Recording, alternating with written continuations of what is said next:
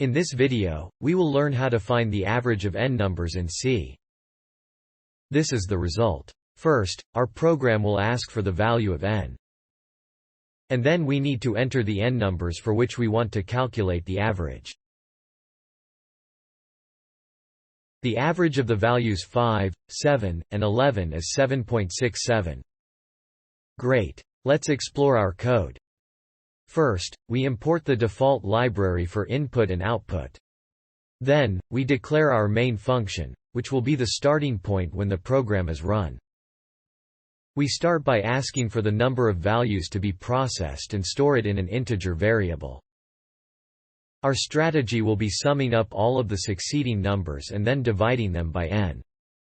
We begin by initializing the variable that will store our summation. Note that it has to be initialized to 0, or else it might contain any value. Then, we'll repeat the following n times. Ask for a float value. And add it to the summation variable. Now that we have our summation complete, we can simply calculate the average dividing our summation by n. And then show the result. The %.2f indicates that our result should be displayed with 2 decimal places. That's it. You can find the full code in the fixed comment down below.